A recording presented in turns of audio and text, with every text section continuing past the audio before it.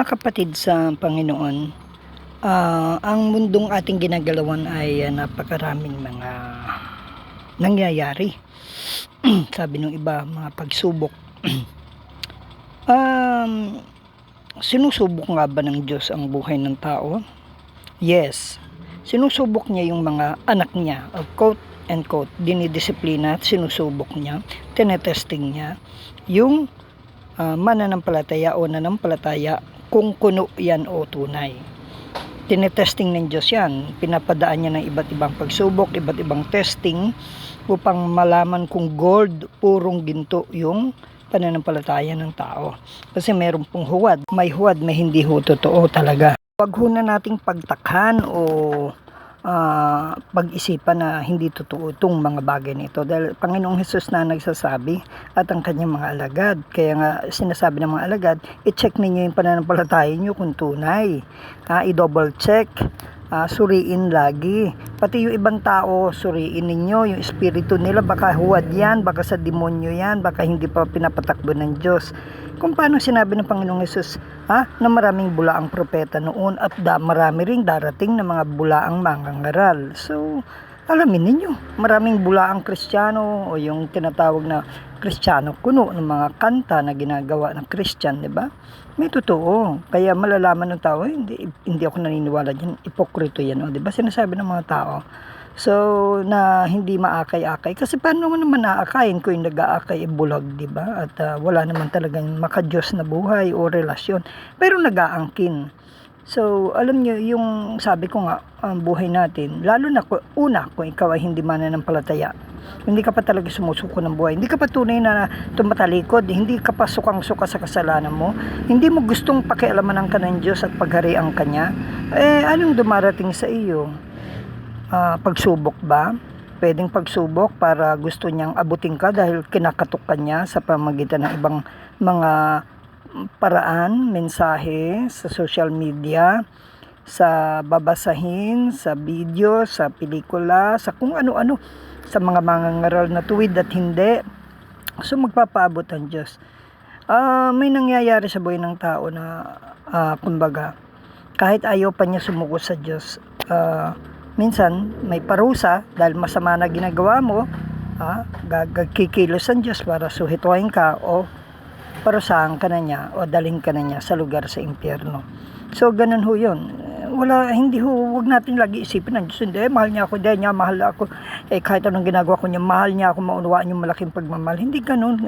Ipinapaliwanag ng Biblia ang Diyos in the Old Testament at in the New Testament, at di ganun siya pinapaliwanag ng sarili niyang si Kristo, at hindi ganun si Kristo ipinapaliwanag ng kanyang mga alagad. So may paghukom. Pag hindi ka tumuloy ng katuwirang kabutihan, sumunod sa Diyos, hindi ka tumalikod sa kasalanan, impyerno. Ganun katindi ho. Hindi pwede yung opinyon ng tao ang kaligtasan. So may mga nangyayari talaga sa buhay ng tao na masakit o kung hindi natin maunawaan. Meron naman ding sa mga tunay na anak na ng Diyos, o dumadaan silang matutuwid sa pagsubok. Ialaw ng Lord, tanggalin ito, tanggalin iyan, upang masubok yung pananampalataya mo. Pero tinetesting niya, dahil baka hindi ka rin tunay, di ba? Kahit tunay ka na nagsuko, pero kailangan tayong dumaan sa testing din, okay? Kung malaman genuine ng faith talaga natin. So merong nawawala. Kaya ang nakay Kristo na, hindi mahalaga sa kanya pera, yaman, hindi mahalaga sa kanya asawa, pamilya, basta mahalaga sa kanya yung Diyos na lumikha. Hindi mahalaga yung asawa, anak. Mahalaga parang si Jacob, mahalaga yung namatay ng mga anak niya. Diba? Mahalaga yung ari-arian, no? Pero tinitingnan ng Diyos, baka naman yan ang minamahal mo, diba? Baka yung anak mong si Isaac, hindi na yung akong Diyos na nangako, nagbigay sa iyo niyan.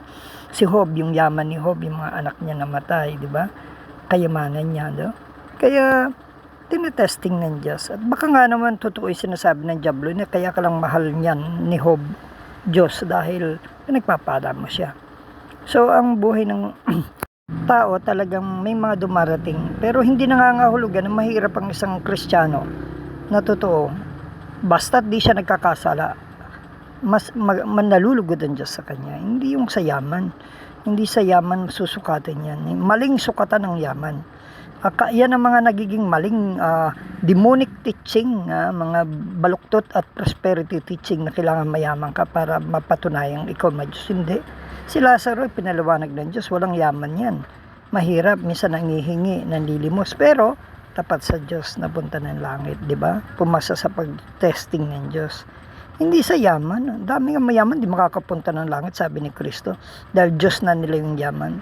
Di ba maraming mga tao na nagsayaman, kinamkam, di ba? Minahalang yaman, tumalikod sa pananampalataya. For the love of the money is the root of evil, di ba? Napadala sila sa pita ng laman nila. Kaya, kumbaga, wag.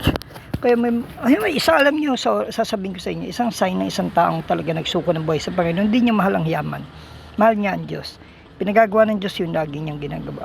Hindi man siya maging sikat sa mundo sa kayabangan o kayamanan, sa mga kabat, sa mga kaibigan, sa probinsya, hindi mahalaga yun. Mahalaga na gagawa niya. Nalulugod ang Diyos. At saka may relasyon siya. Ang Holy Spirit na nasa kanya, God is talking to him or her, ginagamit siya sa pagbubukas ng isip ng tao. Siya ay nagiging tagapagpalakas na ng hina, tagasita, tagasaway, nagpupuri sa Diyos ng tunay, may relasyon, kinakausap ng Diyos, may espiritu ng Diyos. So yun,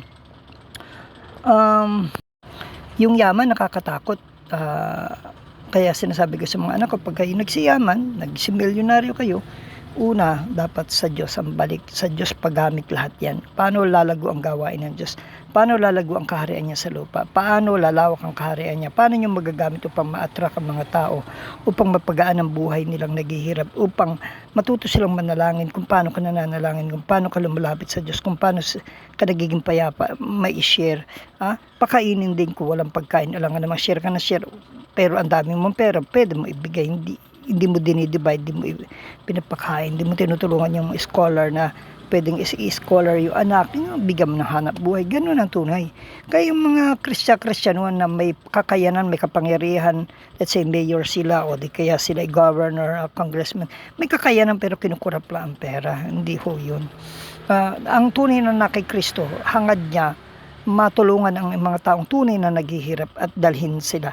Hindi nila tinutulungan mga sugalero lamang, hindi nila tinutulungan yung mga talagang pamali ang buhay, kundi magiging impluwensya patutuo sila ng Kristo sa mga taong iyon para sila ay bumalik sa Diyos sa pamamagitan ng mabuting pamumuhay ng lingkod na yan ng Diyos at pagtuturo ng Diyos sa buhay niya na meron siya. Wala man siyang yaman o kung mayaman pa siya, ang galing, madali siyang makakatulong sa mga nangangailangan, mabusog sila, mapunan ng pangangailangan at maakay sila sa Panginoon upang magtiwala din sa Diyos. Ganun ang paggamit ng yaman. Hindi yung sinasarili, niluluho ang mga anak hanggang nagisuwaid, magnanakaw, hanggang pabaya, hanggang walang pagmamahal sa trabaho, hanggang tanggap, spoiled brat.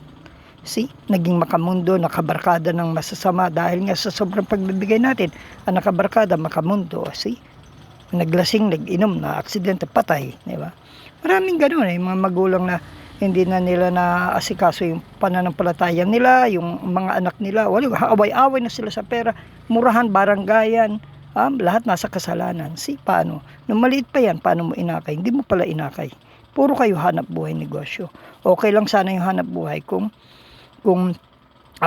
unti-unti, pero tapat sa Diyos, hindi ka nagnanakaw. Pag nakita ng anak mo nagnanakaw ka, wala na, sira ka na. Pag nakita ng anak mong ikaw ay nagmamaka-Diyos kuno, pero nakikita niya yung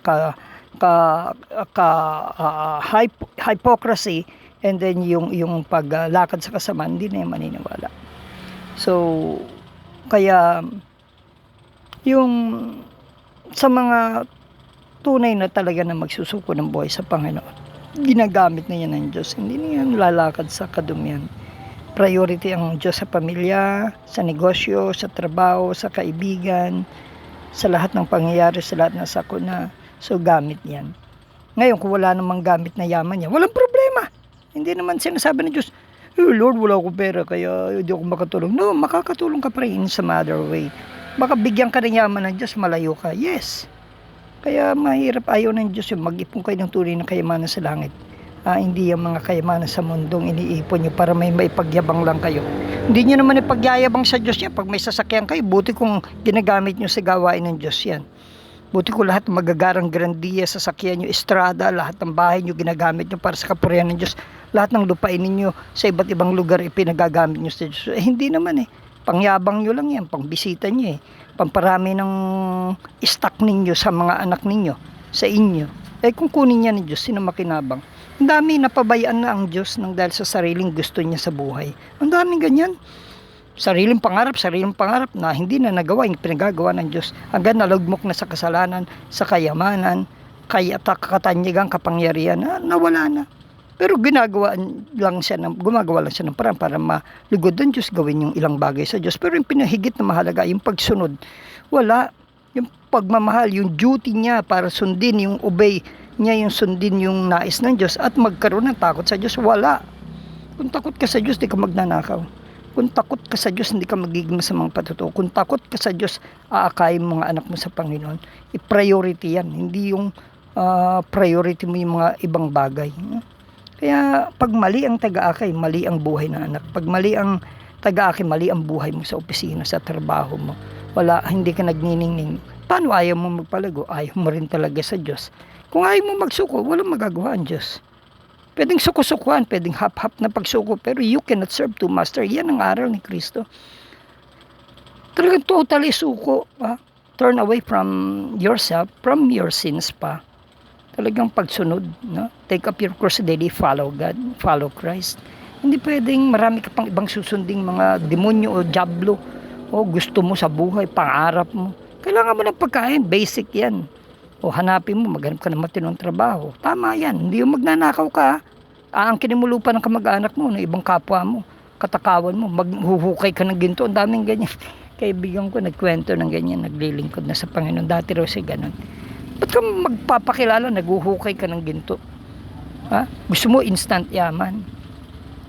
Kung ibibigay yan ng Diyos, ibibigay yan ng Diyos. Masyado mong inaapura. Gawin mo yung muna, yung pinagagawa niya. Pamumuhay ng tuwid, pag-aakay, yung pagiging hindi makamundo na nakikita ng tao. Tapos, kaya marami nasasabi mga unbelievers sa mga ganyan mga hypocrite Christians Hypocrites pa sila, hindi pa tunay. Paimbabaw pa yan. Kaya, pero nung nakakilala na, tinuwid na nila. Doon pa lang. Kaya minsan nasasabihan yung mga ganyan masyadong makamundo. Gusto mangaral, pero makamundo ang buhay, makamundo sa pera. Kawatan, talamak, switik sa mga pagtatrabaho, pagpapatrabaho, pagpapasweldo, switik sa mga lupain ng kaibigan, kamag-anak, kumpare at kung ano-ano. Maraming mga ganyan. Pero gusto nila maglingkod sa Diyos, hindi naman katanggap-tanggap ang pamumuhay. Ayusin muna nila bago maging katanggap-tanggap yung pagsamba, pagkanta, pag-awit, pangangaral. No? Yun muna. Kaya iba yung ginagawa ng Diyos sa mga walang pananampalataya, sometimes sinusupil, kinikitil, pinupuksa ng Diyos. Pag sobra-sobra na, pati katarantaduhan ng gawain ng Diyos binababoy, pangalan ng Diyos binababoy, title ng mga alagad ng Diyos binababoy, kinukulapol sa sarili, nag-aanyong maka-Diyos pero panira lalo sa pangalan at gawain ng Kristo. Nako, matakot kayo. Nako, talaga naman yung sumpa, grabe. Yan ang pinakamatinding sumpa na gagawin ng Diyos kahit sa pagkamatay nila. Isasama yung salot talaga sa kanila na bumaluktot ng aral, binali ang aral, dinagdagan binawasan yung aral ni Kristo. No, hindi pwede. Wag niyong bababuhin yung pangalan ng Diyos. Ang dami ko na hong nakita talagang sa mga mata ko. Ang dami ko na hong nakita ng mga ganyan, ng mga talaga hanggang nagpapatuloy pa. Marami ako nakikita na hindi nila tinutuwid na ayos. Talagang nandun sila. Hindi pa rin sila makaalis doon sa salot ng sakit. Why? Kasi ayaw pa rin lang bitawan. Ayaw gawin yung pinagagawa. Ayaw talagang gawin yung tunay na pagsisisi. Ayaw ituwid yung tinarantadong kapwa, yung ginawang kalokohan. Hindi magkakaroon ng kapayapaan at di magkakaroon ng kalutasan. Yung sagot paggaling sa mga sakit.